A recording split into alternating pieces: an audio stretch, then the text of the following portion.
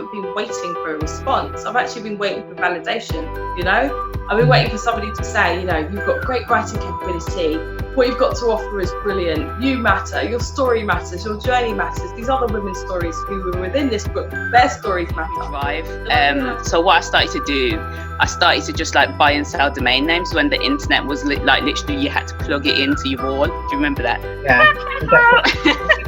It's so easy because you're chasing this dream and this vision that you have, and to feel as though you need to be working all hours of the day. And yes, there are some days where you need to push yourself that little bit harder, but you really need, if you haven't got your health and your well-being, you haven't got any business.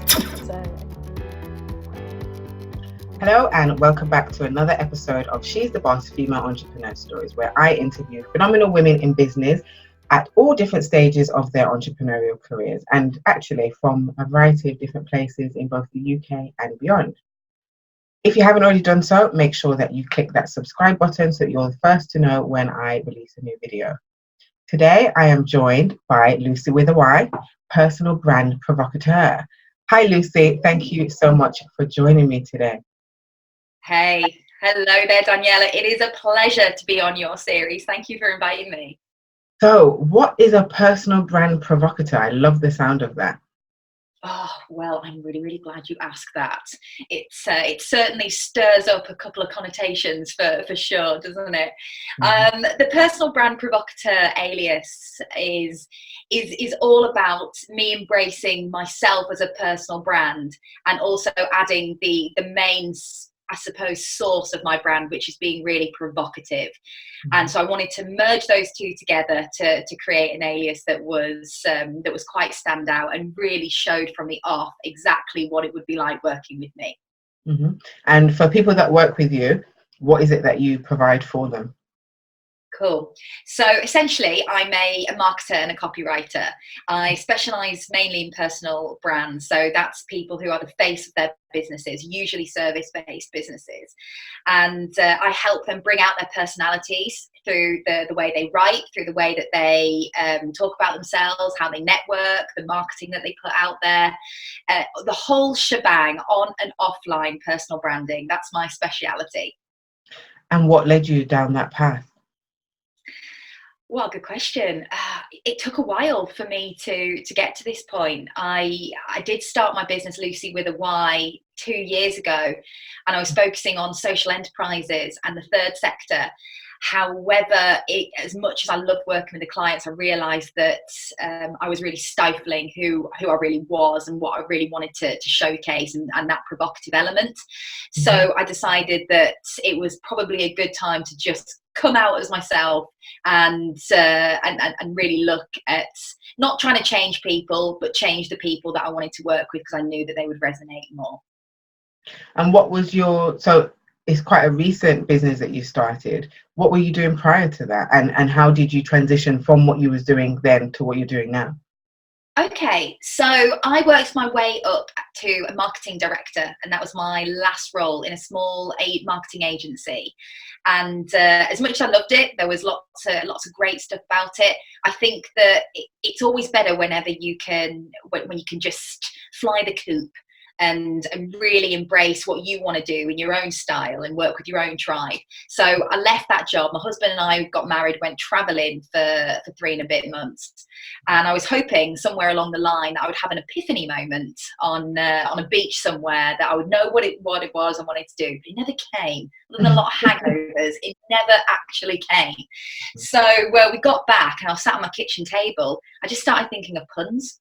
And Lucywithawhy came, and that was it. The business was registered. Mm-hmm. There's absolutely no inspirational tale there whatsoever. It all started from a bang average pun.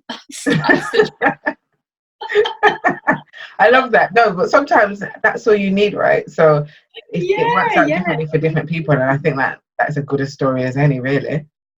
Thank you. Sure. So in terms of the traveling for 3 months, how did you negotiate being able to do that? That sounds like a long time to be out of work. And were you scared of not necessarily finding the answer at the end of that time? Oh my word, what a question. That is quite honestly, I never try and worry about things. One of the best things I've ever heard was from Ryan Reynolds whenever he was Van Wilder Party Liaison. I don't know if you've ever seen that film, but one of his main standout quotes was, "Worrying is like a rocking chair. It gives you something to do, but gets you nowhere." And I love that quote so much. So I live my life by that. If I don't need to worry, I won't. I knew when I left my job, I'd be fine. I didn't know what I was going to do. I didn't know how I was going to do it, but I knew I'd be fine. I just didn't give worry any space. So we'd saved up money to still pay the mortgage and everything. And that was fine. But in terms of my career, in terms of what I was going to do next, I just knew it would come when it was the right time to come. That's just such first, taking this from someone that is a worrier. I'm a very big worrier. I think that just must be so like freeing to not be worried about what's going to happen next. I am that archetype. Like, I have to have lists, I have to have plans, and even when I have lists and plans, I'm still worrying, what if this doesn't work out? And I suppose I love that rocking chair analogy, because it's true. You're not moving any further forward, and you're not changing anything. It's true, but don't get me wrong, it comes with its disadvantages as well. So there's advantages to being a worrier, because it means that you plan, it means that you compartmentalize, it means that you probably go above and beyond whenever you're trying to organize things, and that's the side of me that lacks. So the lackadaisical side of not worrying is good, but it also means that there's that slightly lacking area in the organizational realm, I would say. So you registered Lucywithawhy. You didn't necessarily have the big plan or the big business plan. What did you do? What was your next steps? How did you get Lucywithawhy into, I suppose, the forefront of your clients' minds? Well, being from a marketing background, I know a fair few strategies, and before I really niched into the personal branding, as I said, I was starting working with social enterprise and third sector businesses. So LinkedIn was my go-to place. I was following people, I was commenting as much as possible, I was identifying those who I thought I could help, looking at their current marketing efforts and thought, well, maybe I can help them do a bit more. So it was all very much direct marketing to start off with.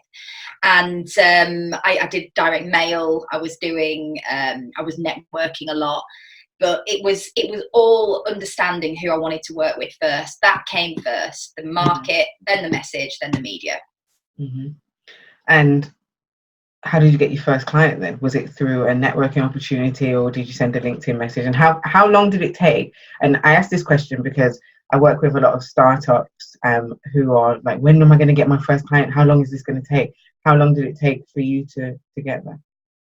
My first client I got within 2 days of setting up the business, and that was from checking her out on LinkedIn, and then sending her a direct message, which was all about her profile and her marketing efforts. So she knew that I wasn't spam, that I'd actually looked at what she was doing, and she was saying, "Do you know what? I'm actually looking for someone right now. You've messaged me at a good time." So that's just how it happened. Sometimes it doesn't happen like that, so you can't rely on that as a strategy, as a standalone strategy. But definitely going for the direct approach and showing that you've done a little bit of research on that person and it's not just a blanket send is pretty smart, I suppose. I love that, and I love that you were bold in doing it. And I think sometimes people shy away from going for that direct sale. So that's kind of one end of the spectrum. So people that just won't do it because they expect people to come to them. And actually, some people may come to you, but at some point you are going to have to go out and try to sell, whether that be online or offline. Then you have the other end of the spectrum, and you kind of alluded to that when you said about not doing your research and not sending a blanket message. On LinkedIn, I'm inundated with people that send those just blanket messages that have clearly not even looked at my profile, because a lot of the time it's totally irrelevant.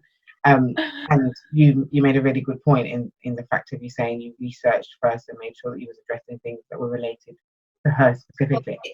It was the most important thing, and it's the reason why this client is still a client of mine now, and I love working with her. And if I hadn't have done that approach, I might not have got her at all, because she'd have thought that I was just blanket sending. So if you don't have to blanket send, try not to do it. It doesn't make the person receiving it feel very good. Well, I just delete them and block them normally. I find it really irritating. Like, if you can't even spend 1 minute looking at my profile, then I'm not even going to spend 1 minute replying to you. I'm just going to delete it. But there you go. And just a snowball on that as well, Danielle. I think you'll have probably had this, where you have times where you just think, I wish someone would recognise what I need and tell me what they can do about it. Mm-hmm. And it could be in accounts, could be marketing, it could be legal, it could be anything. And then when someone actually pinpoints those things and tells you what they can do to alleviate that pain, it's like, oh my God, you're the solution, you're the answer to the prayers. So it sounds really simple, but I don't think enough people really understand that that's how you build the genuine connections. Yeah, for sure. Definitely. I think it's a valuable lesson that people need to hear. So thank you. And you said you kind of pivoted then, so from working with social enterprises to not. Yeah.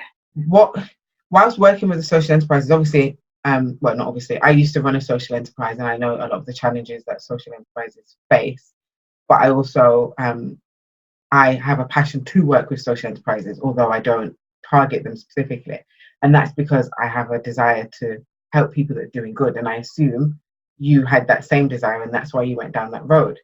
But yeah, I too have tried to kind of distance myself from social enterprises for a number of reasons. Primarily, they can't typically afford to pay me what I think I deserve. But I do often feel sad about that. And sometimes I'll be like, if I've got a lot of commercial work, I will then work with a social enterprise and offer them a reduced rate. This is the most long-winded way of saying it. But what I'm trying to ask is, did you feel bad? I'm being so long-winded. Did you feel bad having to then kind of move away from the social enterprise sector, knowing that there's so many social enterprises that really don't know how to market themselves? That's exactly how I felt. I felt really, really guilty.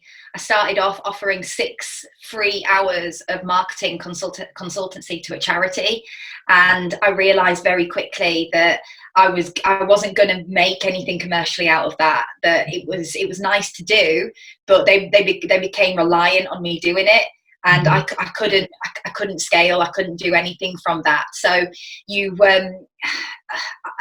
working with businesses with a why would be brilliant as a niche, but I think all businesses should have a really strong why and a give back factor too. So you don't have to feel bad about not necessarily working with the social enterprises or you know, a CIC or a charity. If every business had a stronger purpose to it, then you know there wouldn't be the dilemma at all. Yeah, and I think it is a very real dilemma for people that are passionate about helping people and helping society. But I think it's really good that you came to that conclusion, and myself, of realizing that to achieve some form of commercial success, you can't focus on helping people. So if you're absolutely. Yeah, so if you're watching or listening and your business is focused on only helping people and not generating income, please take that away as a lesson that actually somebody said to me a few years ago, one of my mentors, help yourself before you help other people.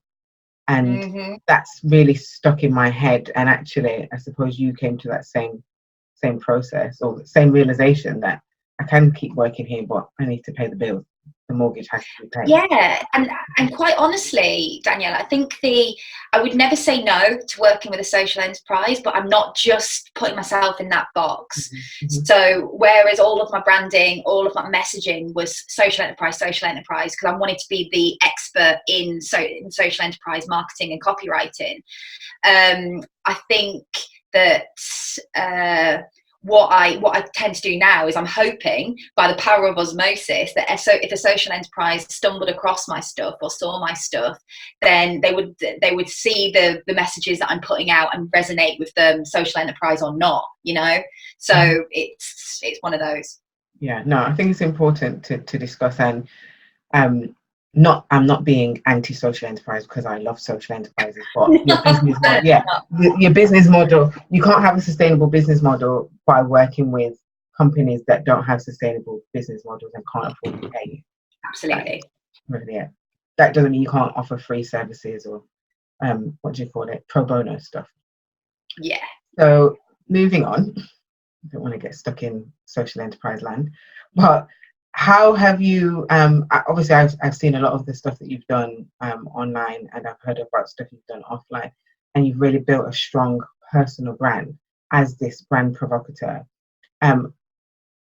What, in terms of this kind of word provocateur, what would you say has made you really push down that lane, and how have people responded to it? Because I know some of the newsletters and some of the posts that you put on LinkedIn are quite provocative. How have you managed to, I suppose, stand in your truth of this is who I am without being swayed by what other people think? Excellent question. Right. So the answer to that lies in choosing to use the word provocative or provocateur from the start. And what provocative really means is pushing the line without going over the line. So it's pushing to the line without stepping over the line. And that's very, very much my message, that I will certainly push boundaries, but I will never do it to the point where I offend or hurt anybody or say anything in any way that could be deemed as divisively offensive. That's so not my thing. But the way that I write, it's very colloquial, it's very in your face, it's very standout. It gets people to read it because it's a bit shocking. And yes, I do pepper my copy with swears. Not everybody likes that. My mum, namely, is not a fan. But quite honestly, I know what I'm doing. I know that I'm being provocative, but I'm not being offensive. Mm-hmm. So someone said to me the other day, I went to a networking event, and actually 2 people said to me, "You are absolutely Marmite, Lucy." I went, brilliant. Then I, as a marketer, am doing my goddamn job, because that is what good marketing is. It's about polarizing and being divisive. So as long as I never ever offend anybody personally, or a system, or anything like that, but I get my message across in an entertaining way with the style behind the substance, with the substance behind the style, I'm winning. And that is a truly liberating feeling to be able to do that. Well, I suppose then, if we're talking about people that are watching or listening that are worried about being provocative or really standing in their truth and being authentically them, whilst dealing with maybe more corporate organizations or the suits, so to speak. Yes. Yeah, for want of a better phrase, the suits. How important do you think it is for them to really stand in that and really own their authentic self when kind of trying to promote their personal brand?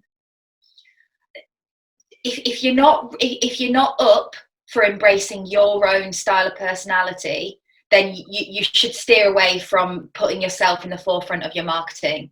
You're much better off letting your product or your service speak for you, as opposed to you speaking for the product or service. I see people being themselves in their marketing as the most paramount thing of importance. I really do. It's the only way you're going to slice through the bullcrap noise. It's the only way that you're going to get people to really know, like, and trust you. And it's the only way you're going to truly feel happy about saying goodbye to that 50 grand a K job and then going at it alone and doing it for yourself. I always say, because I wear my brand colours or everything, but I say that my brand wears me. I don't wear my brand. Lucywithawhy is a complete encapsulation of everything that makes me who I am outside of work as well. So fusing the two, it's a wonderful place to be when you wake up on a Monday morning and think, do you know what? I'm just going to be myself today in my business. Bloody brilliant. That is great. Yeah, no, I agree. It's interesting. I had a conversation with somebody yesterday who they don't want to be the person. They don't want to build a personal brand separate and aside from their business. And he told me a really funny story actually, that somebody said to him he needs to start doing speaking engagements because that's what his competitor does. And he said, number one, he calculated how much revenue that his competitor was generating from doing each speaking engagement. He's some sort of maths whiz, because his brain went so quick I couldn't even keep up. And then he said, I can make more money by actually being in my office and doing what I do best. This is not something that I'm comfortable with. It's not something that I want to do.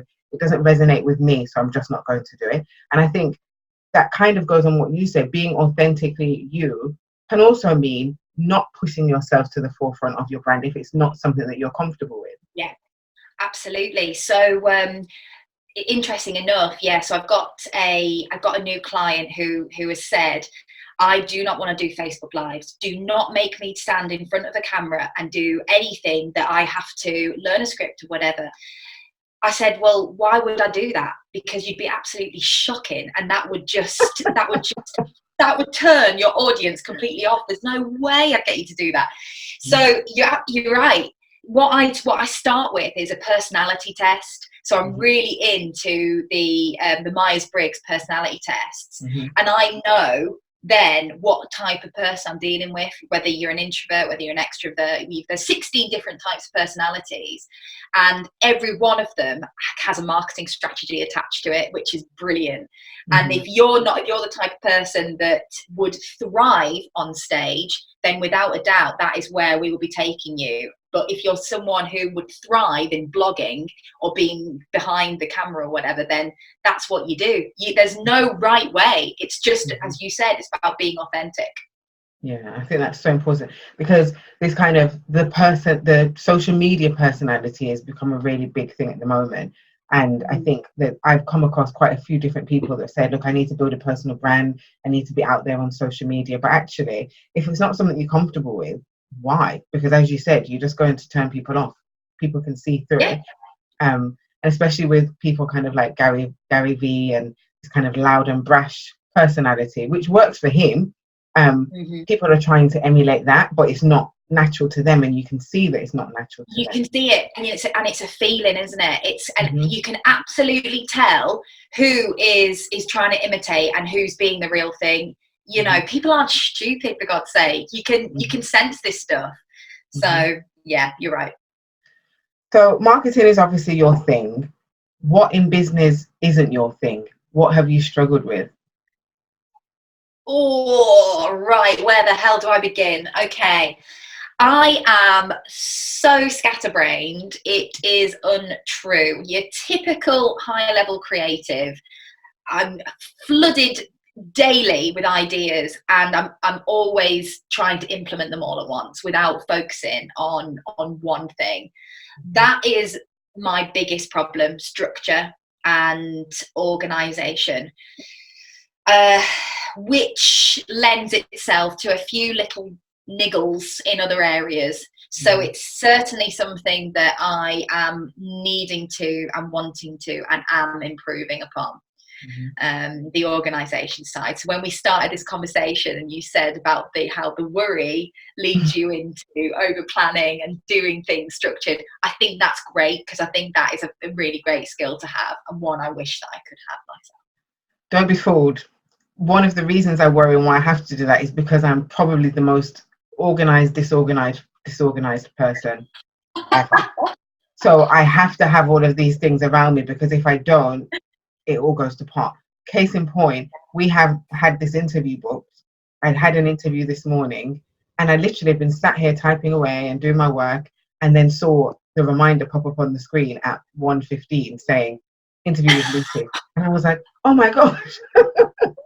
Completely forgot. But that's why I have to be so organized. So when you had booked us in, I even had to go back and check if I'd sent you all the confirmation, and I'd sent it from weeks ago. But the reason why I have to do it like that is because I know I would have forgotten, because I did. Luckily, my hair, because I'd done an interview this morning, I was already dressed, hair and makeup was done, so that was fine. What, you don't wake up like that? Is that what you're saying? No, unfortunately. Right. The circles under the eyes are a bit dark. But yeah, and I try to share with people, because people see again, it's the social media image and representation. And I try to make sure that I'm very clear on the fact that you can see me doing all these things and juggling all these things, the reason why you can see me doing it is not because I'm super organized, it's because I'm not. And I put things in place to accommodate for the fact that I'm not. And I too, I'm a scatterbrain. I forget everything. I'll go upstairs for something and forgot what I came upstairs for.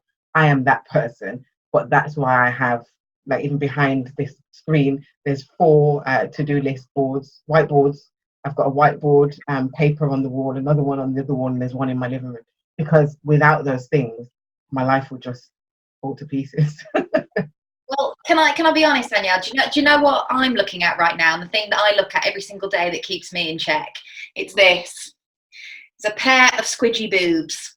And these squidgy boobs remind me that it's okay to make a tit out yourself as long as you're being on brand. So that's my to-do list right there. But again, that's on brand. And I suppose for my brand is about systems and processes and order. So I therefore have to do the same thing around me, because I don't want people to actually see that. Well, I suppose I say it, so I do let people know, but I don't want people to think that it's an easy thing to do. It is a hard thing to keep yourself organized. So if you're someone that is a scatterbrain, it's about working out what works for you. And if having your boobs in front of you helps you keep moving forward, then that works for you. For me, it's lists and whiteboards everywhere. Mm-hmm. What has been the thing that you wish that you had known prior to starting? If you could go back 2 years down the line, or back down the line, and say, Lucy, you need to know this, what would it be and why? I can't remember what I said to you actually in my pre-question. Mm-hmm.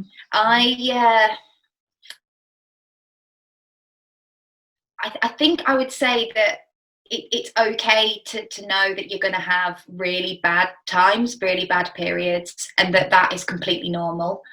There's definitely been episodes of high flying in the 2 years, and there's definitely been episodes of sinking, and that is so very real, and something that I think a lot of people fear before they set up their business, that what if I don't have a consistent income stream every month? And I would say that if I went, when I was going to go back to when I was starting, that as long as I felt okay about that, then that's a good thing, because there's never a right time to set up your business. So don't have the fears, because you're just going to have to get on with it, really. Which actually leads me to another question.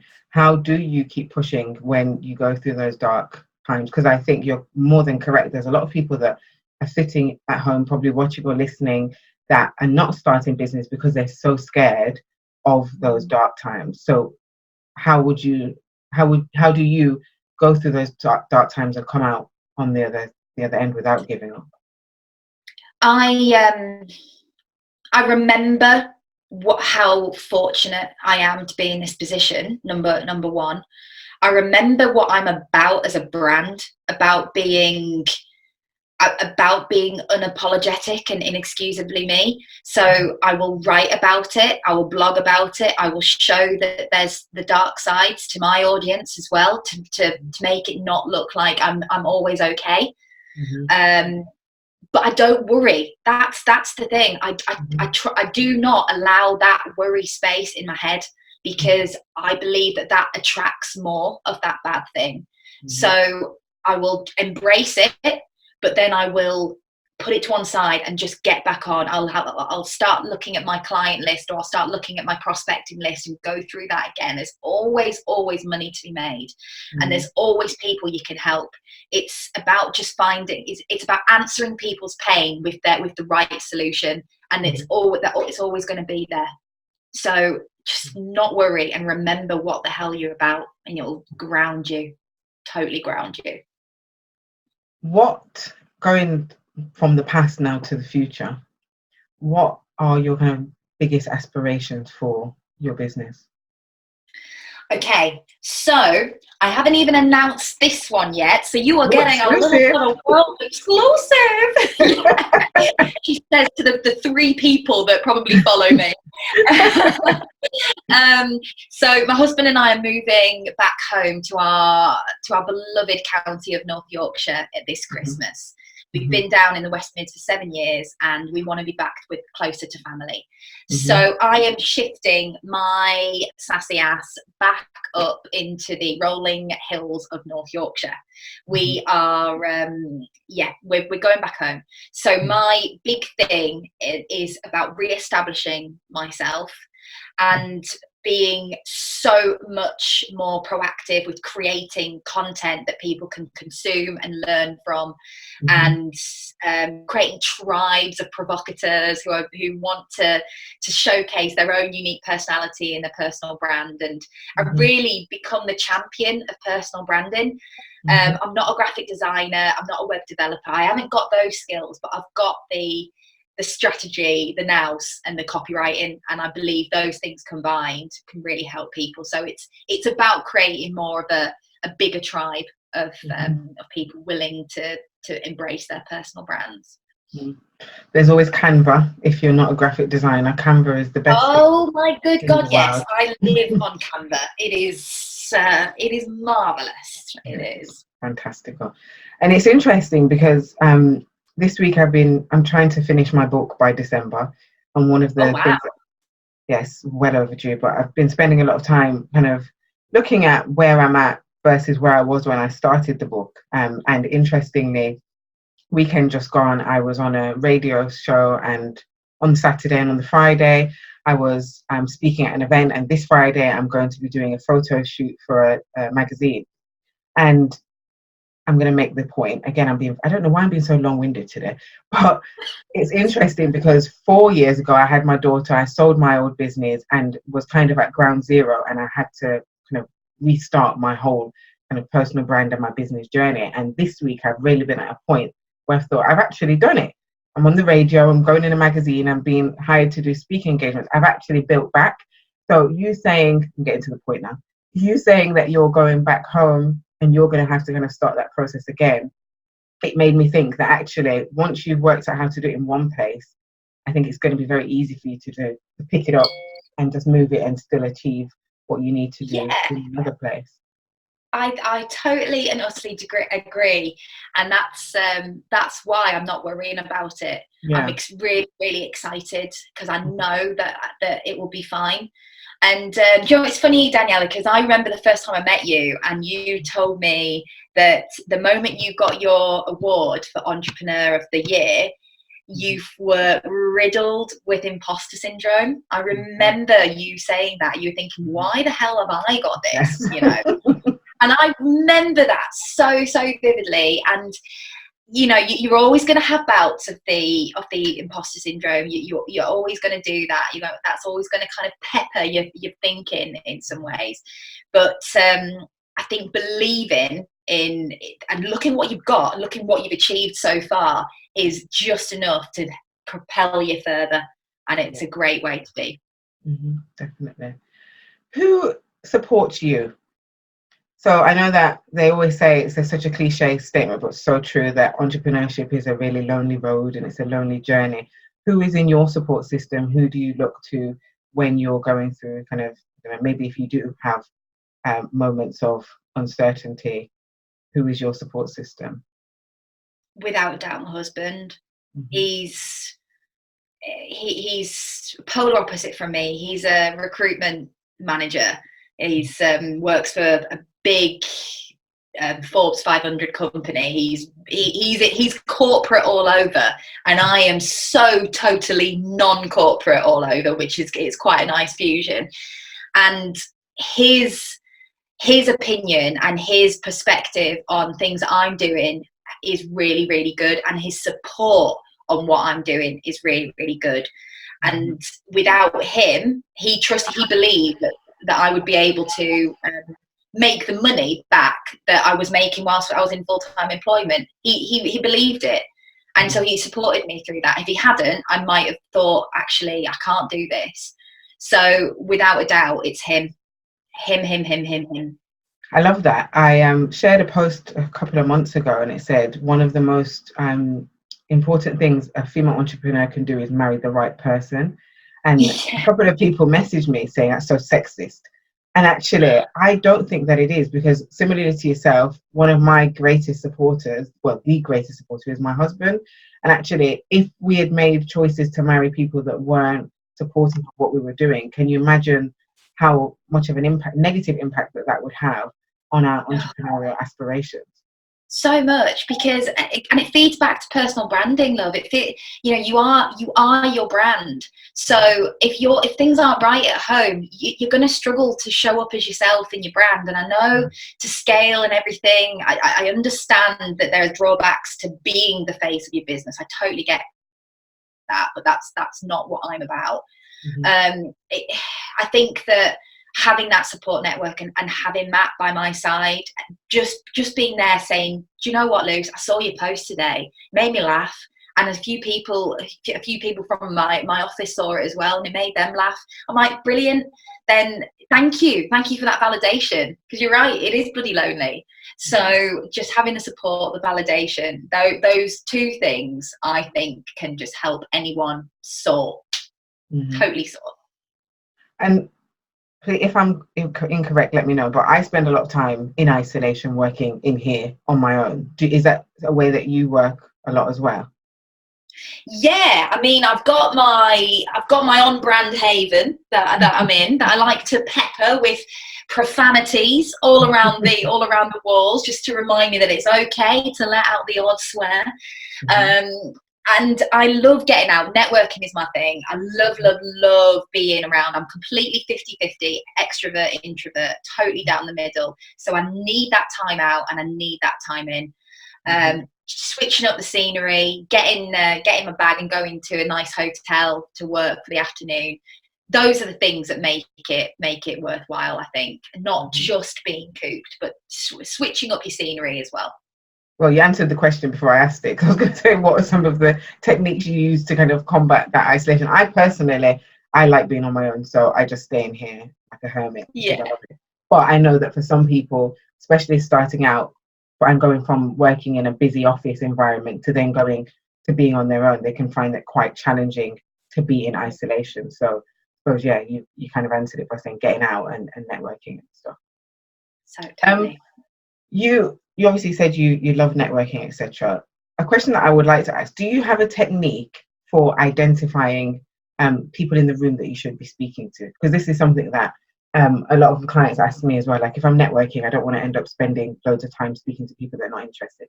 I personally don't have the answer. So do you? I absolutely have my own answer to that. When you stand up and deliver your 15 to 30 seconds in introduction, look at the people in the room and look if they've got a smile on their face, and if they're looking you right in your eye. If they're looking you right in the eye and they're smiling, those are the people I go up and speak to, because they're the ones that said, I loved your intro, really resonated with me. I notice the ones that don't love me as well, who kind of just go like that, because I'm really use my 30 seconds to pop and make an intro. So I know whether it's resonated with someone or not. It's a sixth sense, and that works every single time for me. I make sure I make a beeline for those people and say and ask about them before I go in about me. Ask about them. So what about in a scenario where you don't have that intro piece, where you're just going into a room blind? Do you have any advice for that? Yes, actually. So I'm a big advocate of, as I said, not wearing your brand wearing you. So I chose colours that I wear every single day. Pink, teal and mustard are my colours. And I will always wear those in any kind of business related networking event or sphere. I will show up in my brand colours. And when I walk in a room, I will notice who's looking, because they will look, because I make an effort to really dress well and stand out.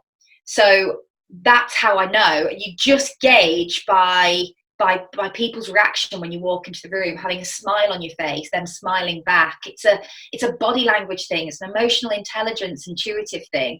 Sometimes you can't teach that. You've just got to trust yourself to look for those signs. And really think what's going on in that other person's head. Are they warming to me? That's how I do it. Just to touch back on something you just said there, and it's so interesting because this, because I had my speaking engagement last week, I was having a bit of a meltdown. Like, oh my gosh, I don't know what to wear. I don't have anything to wear.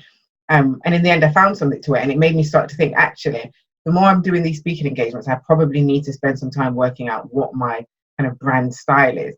And I found that I started thinking again about my brand colors and the fact that I don't really wear many clothes in my brand colors, although I do like my brand colors. I just don't ever seem to find any clothes that match. How important, obviously it's important to you, but how important do you think that is for somebody building a personal brand? So do I need to go out and buy a load of purple stuff?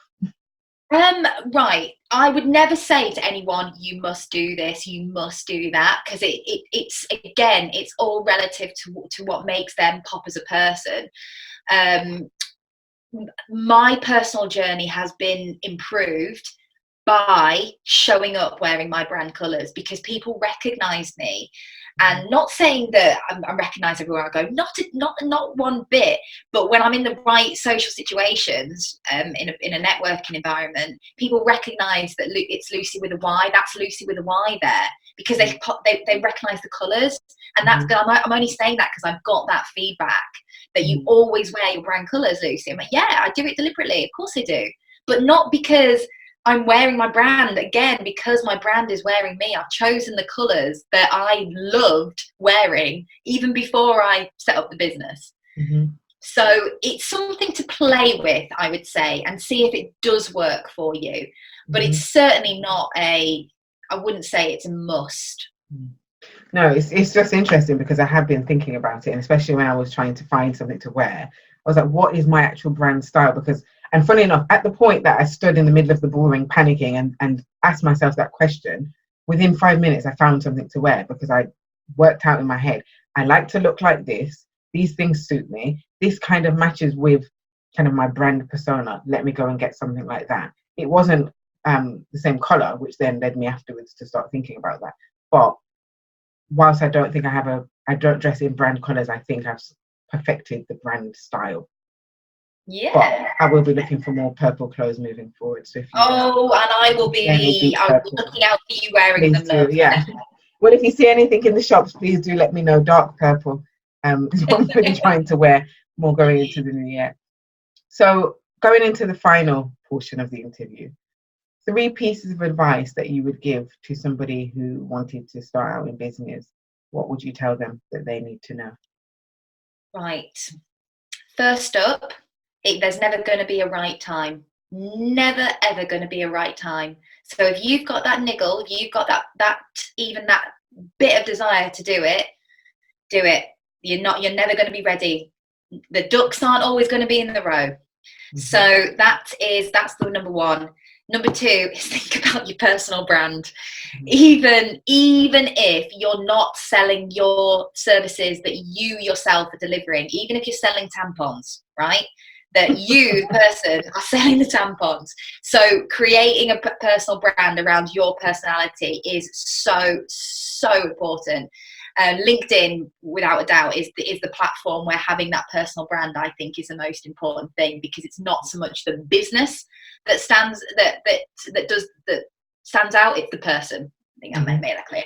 And number 3, always try and have fun with it. And when I say that, I mean that in 2 ways. It's fun as in pushing yourself out of your comfort zone and trying new things, but not putting yourself in a position where you really hate it. So I think a lot of us, when we start out, tend to accept jobs that we wouldn't necessarily do if we had all the money in the world and didn't have to do them. So it's about being really clear on what you want to do and having fun with the people that you want to have fun with. So those would be the 3 things I would say. Awesome. That's really useful information and advice. If people want to find out more about Lucy with a Y, what platforms can they find you on? I am a little bit of a social whore, so I am all over the shop. I've got my LinkedIn, I'm Lucy Dowson, my name. My Instagram's Lucywithawhy, Facebook Lucywithawhy, and Twitter Lucywithawhy as well. I also have a very rather non-PC newsletter that I send out once a month called Lucy with a Wine, and you can get that by visiting my website lucywithawhy.com. That's awesome. Thank you so much for sharing so much valuable information, and there's a lot that I'm personally going to take away from this. Number one, I need to stop worrying so much. And no, it was really good. I really enjoyed it, and thank you so much for taking the time out. You are so welcome, Daniela. Thank you. I was overwhelmed when you asked me to be on this. So thank you so much. Thank you. And thank you for listening and for watching. And please make sure that you like, that you share, that you write a comment if there's anything within this interview that has helped you, that has touched you, that has inspired you. Because I want to hear what you think of these interviews. And if you haven't already done so, again, I'm going to keep banging on about it. Make sure that you subscribe so that you get notified and you don't miss when I launch a new video. And make sure you tune in next week, Sunday at 8 p.m. for another She's the Boss Female Entrepreneur story. Thanks for watching.